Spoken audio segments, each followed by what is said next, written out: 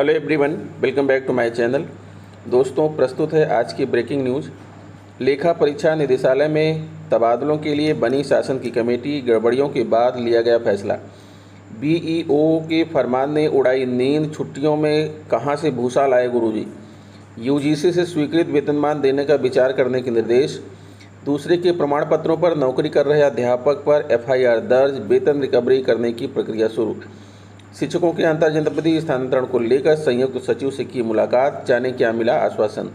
Hotel ही नहीं, school भी बनेंगे 5 स्टार। योजना में 2852 परिषदीय और 20 कस्तूरबा विद्यालय शामिल। यूपी के इस जिले में कल खुलेंगे प्राथमिक विद्यालय। बीएसए ने जारी किया आदेश, पढ़ें वजह। आइए देखते हैं दोस्तों खबरें विस्तार से। जी हाँ दोस्तों, आप देख रहे हैं खबरें विस्तार से किंग्समैन यह यूट्यूब चैनल पर। लेखा परीक्षा निदेशालय में तबादलों के लिए बनी शासन की कमेटी, गड़बड़ियों के बाद लिया गया फैसला। लखनऊ आंतरिक लेखा एवं लेखा परीक्षा निदेशालय में पूर्व में तबादलों में आई गड़बड़ियों के बाद शासन ने बड़ा फैसला किया है। अब इस निदेशालय के समूहगाह के कार्मिकों के तबादले के लिए वित्त विभाग के विशेष सचिव प्रकाश बिंदु की अध्यक्षता में कमेटी बनाई गई है। सचिव वित्त संजय कुमार की ओर से जारी आदेश में कहा गया है कि सहायक लेखाधिकारी, लेखाकार, सहायक लेखाकार व ज्येष्ठ लेखा परीक्षक व लेखा परीक्षक संवर्ग के कार्मिकों की अभी भी काफ़ी संख्या में अत्यधिक लंबे समय से एक ही कार्यालय व विभाग में कार्यरत हैं। इसलिए स्थानांतरण संबंधी सभी प्रस्तावों पर कार्मिक विभाग की स्थानांतरण नीति एवं शासकीय निर्देशों के अंतर्गत परीक्षण एवं संस्तुति किए जाने के लिए गठित समिति में संशोधन किया गया है। इसमें विशेष सचिव वित्त नील रतन कुमार व हरीश चंद्र को सदस्य और निदेशक आंतरिक लेखा एवं लेखा परीक्षा निदेशालय को संयोजक सचिव के तौर पर शामिल किया गया है। फिरोजाबाद के जिलाधिकारी ने सभी विभागों से गौशालाओं के लिए भूसा दान करने के लिए ग्रामीणों को प्रेरित करने की अपील की। डीएम की अपील पर कुछ विभागों के अधिकारियों ने अपने अधीनस्थों को टारगेट निर्धारित करते हुए पत्र जारी कर दिए हैं। बीएसए ने बीईओ को ग्रामीणों को जागरूक करने के लिए कहा, लेकिन शिक्षा विभाग में कुछ बीईओ ने ऐसे पत्र शिक्षकों के लिए जारी किए जिसमें उनको अपने स्कूली क्षेत्रों में ग्रामीणों से भूसा दान के लिए अपील करने के साथ ही भूसा का लक्ष्य भी दे दिया गया है। इस पत्र ने शिक्षकों की नींद उड़ा दी है। आखिर वह छुट्टियों में कहाँ जाएं और किसे टारगेट पूरा कराएं। मंगलवार को हुए आदेशों के बाद में शिक्षकों की भी नींद उड़ गई। आराम ब्लॉक में तो बाकायदा खंड शिक्षा अधिकारी नंदलाल रजक ने पत्र जारी कर कहा कि न्याय पंचायत पर प्रधानाध्यापक एवं संकुल शिक्षकों के सहयोग से 3-3 क्विंटल भूसा एकत्रित कर उखरेंड गौशाला पर पहुंचाएं। इस आदेश के बाद में शिक्षक परेशान हो गए। एका ब्लॉक में आदेश पत्र तो जारी नहीं हुआ, लेकिन ब्लॉक स्तर पर शिक्षकों के व्हाट्सएप ग्रुप पर खंड शिक्षा अधिकारी ने न्याय पंचायतवार 2 क्विंटल भूसा एकत्रित कर भेजने के आदेश दे दिए हैं। संकुल के नोडल शिक्षक भी फोन घुमाकर शिक्षकों से भूसा मांगने लगे। फिरोजाबाद ब्लॉक में भी व्हाट्सएप ग्रुप पर इस तरह के आदेश जारी हो जाने से शिक्षकों में चर्चा रही। छुट्टियों में जिले से बाहर गए शिक्षक रहे परेशान। छुट्टियों में जिले से बाहर गए शिक्षक इस आदेश को लेकर परेशान रहे। वह छुट्टियों में भी जिले में भी नहीं थे। इधर कुछ संकुल शिक्षक उन्हें फ़ोन कर रहे थे। सुबह ही आदेश वापस, शिक्षकों को खबर नहीं। वहीं बताया जाता है कि जिला बेसिक शिक्षा अधिकारी अंजलि अग्रवाल ने सुबह इस तरह के आदेश को वापस लेने के लिए फ़ोन पर सभी खंड शिक्षा अधिकारियों को आदेश दिए, लेकिन इसके बाद भी दोपहर 3 बजे के बाद भी ग्रुप पर या लिखित में पत्र जारी करने वाले किसी भी खंड शिक्षा अधिकारी ने आदेश वापस लेने की जानकारी नहीं दी। टुंडला में शिक्षकों से एकत्र किया चंदा। टुंडला में लक्ष्य निर्धारित होने के बाद में शिक्षकों ने रुपए भी एकत्रित कर लिए। सूत्रों की माने तो शिक्षकों ने 10,000 से ज़्यादा रुपए भी एकत्रित कर लिए तथा इसके बाद भूसा खरीदने के लिए वह मंडियों में भी संपर्क करने पहुंचे। बिजली विभाग अपने आदेश ले चुका वापस। शिक्षा विभाग के बीईओ ही नहीं, इससे पहले बिजली विभाग के अधिकारियों ने टुंडला में अपने अधीनस्थों को भूसा एकत्रित करने का टारगेट दे दिया था। विरोध के स्वर मुखरित हुए तो अब बिजली विभाग के उच्च अधिकारियों के निर्देश पर भूसा टारगेट का आदेश निरस्त करना पड़ा। भूसा दान स्वैच्छिक है। खंड शिक्षा अधिकारियों से कहा था कि क्षेत्र भ्रमण के दौरान ग्रामीणों को जागरूक करें। आम जनता को भूसा दान के लिए प्रेरित करने के लिए निर्देश थे, जिन्हें सुबह वापस लिया जा चुका है। शिक्षकों को इस तरह से लक्ष्य देना सही नहीं है। किसी बीईओ ने इस तरह के आदेश किए हैं तो यह गलत है। इस संबंध में जानकारी करेंगे अंजलि अग्रवाल, बीएसए। यूजीसी से स्वीकृत वेतनमान का विचार करने के निर्देश। प्रयागराज इलाहाबाद हाईकोर्ट ने प्रदेश सरकार को प्रोफेसर राजेंद्र सिंह रज्जू भैया, राज्य विश्वविद्यालय प्रयाग के कुलसचिव और उप कुलसचिवों, विश्वविद्यालय अनुदान आयोग यूजीसी से स्वीकृत 7वां वेतनमान लागू कर पुनरीक्षित वेतनमान देने पर निर्णय लेने का निर्देश दिया है। कोर्ट ने अपर मुख्य सचिव उच्च शिक्षा को 6 महीने में निर्णय लेने का निर्देश दिया है। यह आदेश न्यायमूर्ति सिद्धार्थ ने उप कुलसचिव दीप्ति मिश्रा की याचिका पर दिया है। याचिका में मांग की गई थी कि याचिका पुनरीक्षण वेतनमान यूजीसी छठा व 7वां सेंट्रल पे कमीशन सीपीसी के तहत 1 जनवरी 2016 से दिया जाए। यूजीसी की इस योजना का लाभ अन्य विश्वविद्यालयों को मिल रहा है, यहाँ तक कि विश्वविद्यालय से संबद्ध कॉलेजों के अन्य स्टाफ को मिल रहा है। याची ने उप कुलसचिव पद के लिए राज्य सरकार द्वारा स्वीकृत वेतनमान को हाई कोर्ट में चुनौती दी है। कहा है कि विश्वविद्यालय और संबद्ध सभी महाविद्यालयों में कार्यरत शिक्षक और पुस्तकालय अध्यक्ष को यूजीसी सीपीसी वेतन दिया जाता है। उनकी नियंत्रक निकाय विश्वविद्यालय के कुल सचिव व उप कुलसचिव को राज्य सरकार द्वारा स्वीकृत से कम वेतनमान प्रदान किया जाता है। राज्य सरकार की तरफ से कहा गया है कि डॉक्टर दीप्ति को नियुक्ति के समय इस वेतनमान की जानकारी थी। अन्य विश्वविद्यालयों के कुलसचिव और उप कुलसचिव को यूजीसी वेतनमान इसलिए स्वीकृत किया गया क्योंकि वह अलग एक्ट से संचालित है। दूसरे के प्रमाण पत्रों पर नौकरी कर रहे अध्यापक पर एफआईआर दर्ज, वेतन रिकवरी करने की प्रक्रिया शुरू।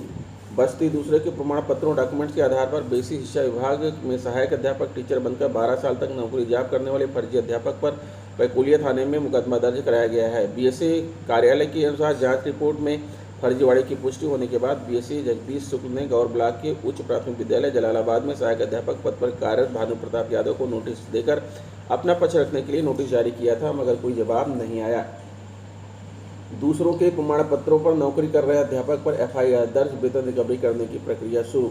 बस्ती दूसरों के प्रमाण पत्रों के आधार पर बेसिक शिक्षा विभाग में सहायक अध्यापक बनकर 12 साल तक नौकरी करने वाले फर्जी अध्यापक पर पैकुलिया थाने में मुकदमा दर्ज कराया गया है। बीएसए कार्यालय के अनुसार जांच रिपोर्ट में फर्जीवाड़े की पुष्टि होने के बाद बीएसए जगदीश शुक्ल ने गौर ब्लॉक के उच्च प्राथमिक विद्यालय जलालाबाद में सहायक अध्यापक पद पर कार्यरत भानु प्रताप यादव को नोटिस देकर अपना पक्ष रखने के लिए नोटिस जारी किया था, मगर कोई जवाब नहीं आया। नियुक्ति संबंधी अभिलेख में फर्जी शिक्षक ने अपना पता गोरखपुर जिले के भीटी से ऊपर दर्ज किया। उसने प्राथमिक विद्यालय पिपरा खादर विकासखंड परतावल जनपद महाराजगंज के अंक पत्र आदि का इस्तेमाल किया।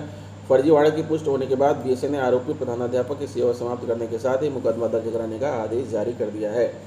बीईओ गौर ओंकारनाथ वर्मा की तहरीर पर पैकुलिया पुलिस ने मुकदमा कायम कर जांच शुरू कर दी। बीएसए जगदीश प्रसाद शुक्ल ने बताया कि आरोपी भानु प्रताप यादव को बर्खास्त करने के साथ ही खंड शिक्षा अधिकारी बीईओ गौर को मुकदमा दर्ज कराकर वेतन रिकवरी का आदेश दिया गया था। थाना अध्यक्ष पैकुलिया दुर्गेश कुमार पांडे ने बताया कि मुकदमा दर्ज कर तफ्तीश की जा रही है। शिक्षकों के अंतर जनपदीय स्थानांतरण को लेकर संयुक्त सचिव से की मुलाकात, जाने क्या मिला आश्वासन।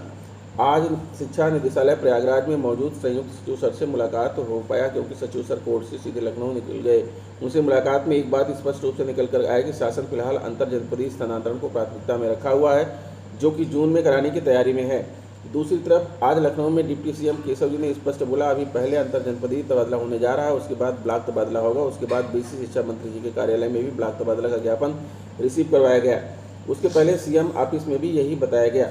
आप लोगों की उदासीनता के कारण एक बार पुनः जिले के अंदर स्थानांतरण फिर से नहीं हो पाएगा। अतः एक बार पुनः आपसे कहना चाहूँगा कि अगर ब्लॉक ट्रांसफर वास्तव में आप सब चाहते हैं तो लखनऊ के लिए आप सब लोग घरों से निकल कर आएँ, बाकी कार्य वहाँ पर मौजूद भाई लोग कर देंगे। बस हमें एकजुटता दिखानी है और कैसे भी ट्रांसफ़र लेना है। प्रयागराज सर्व सुविधा युक्त 5 स्टार होटलों के बारे में आपने सुना होगा, उसमें समय भी व्यतीत किया होगा। उसी की तर्ज पर स्कूलों की स्टार ग्रेडिंग की जाएगी। उत्कृष्ट स्कूलों को 5 स्टार ग्रेडिंग देकर सम्मानित किया जाएगा। इसके लिए स्वच्छ विद्यालय पुरस्कार योजना का आयोजन किया जा रहा है। इसमें जल व्यवस्था और स्वच्छता को प्रोत्साहित करने के साथ आधारभूत जरूरतों की जाँच होगी।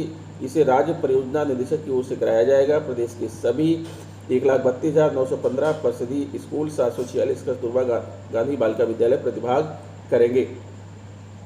निजी स्कूल भी आवेदन कर सकते हैं। प्रयागराज की कुल 2,852 परिषदीय व 20 कस्तूरबा विद्यालयों का भी सर्वे हो रहा है। इसमें 1,852 प्राथमिक और 1,000 उच्च प्राथमिक और कंपोजिट विद्यालय शामिल हैं। जिले से 38 श्रेष्ठ विद्यालय चुने जाने हैं। इनमें से 14 का चयन प्रदेश स्तर के प्रतियोगिता में भी शामिल कराया जाएगा।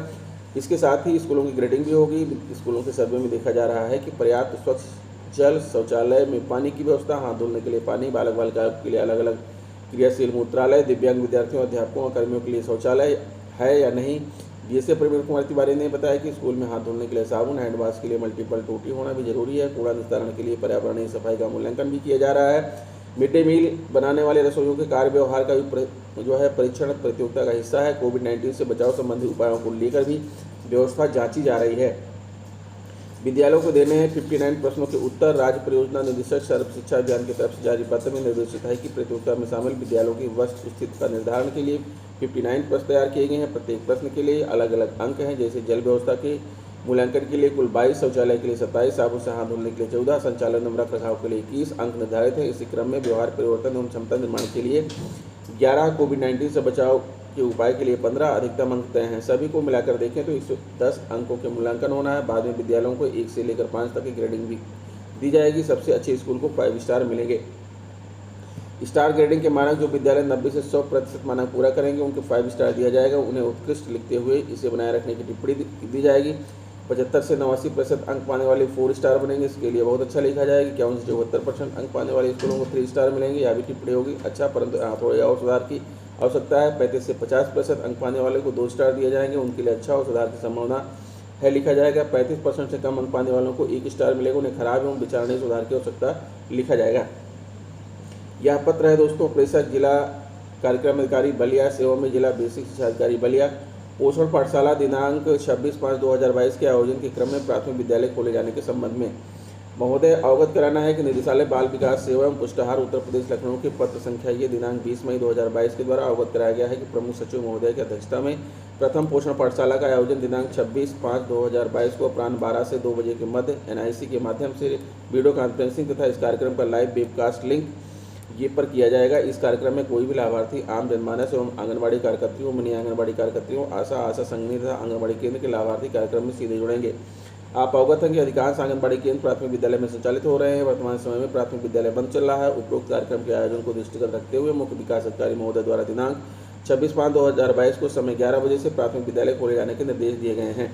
उक्त निर्देश के क्रम में आपसे अपेक्षा है कि दिनांक 26/5/2022 को समय 11 बजे से 2:30 बजे तक अपराह्न तक प्राथमिक विद्यालय खोले जाने हैं, तो अपने स्तर से आज ही संबंधित अधिकारियों एवं कार्मिकों को निर्देशित करने का कष्ट करें, जिससे आंगनबाड़ी केंद्रों पर उक्त कार्यक्रम दिए गए निर्देशानुसार सफलतापूर्वक संपादित हो सके।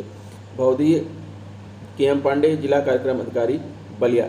तो दोस्तों ये रहा आज का ब्रेकिंग न्यूज। आशा करता हूँ वीडियो आपको अच्छी लगी होगी। अगर वीडियो अच्छी लगी तो प्लीज़ हमारे चैनल को सब्सक्राइब करके बेल आइकन को प्रेस कर दीजिए। मिलेंगे आपसे नेक्स्ट वीडियो में कुछ नई जानकारी लेकर, तब तक के लिए नमस्कार।